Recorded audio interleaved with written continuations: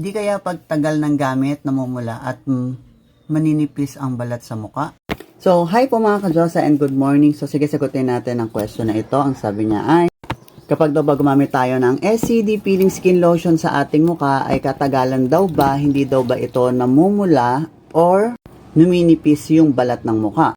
Well mga ka-Diyosa, honestly speaking, based sa aking sariling experience at sa experience din ng iba pang user nito, actually, in first 2 to 3 weeks ng paggamit ng ating SCD Peeling Skin Lotion, which means kapag bago ka pa lang, dun tayo nakakaranas ng mga redness na yan. Pero kapag the more na tumatagal kang gumagamit dito, mas nasasanay na yung skin mo sa product, hindi na po siya namumula. Kung meron man, yun na siguro yung kapag naiinitan ka lang, syempre parang nagiging tisay na yung skin mo.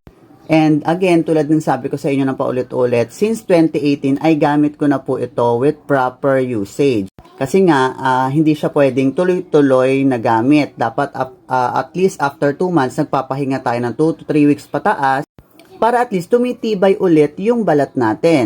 Kaya yun doon naman sa pangalawang question niya kung numinipis ba yung skin natin.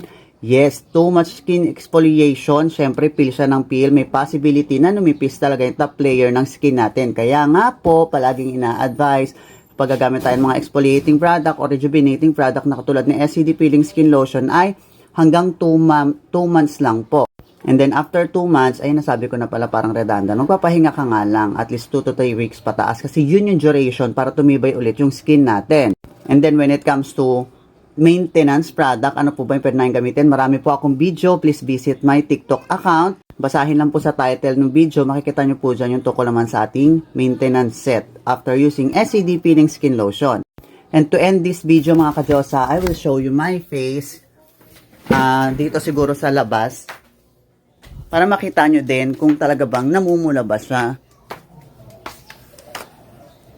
So here's my skin.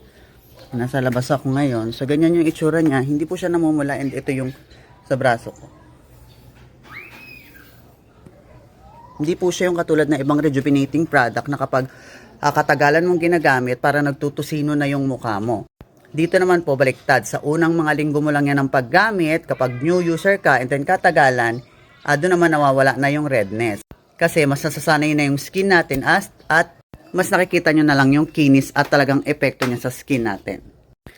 So, yun lang mga ka-Diyosa and hopefully nakatulong ang video na to sa'yo and have a great day! Bye-bye!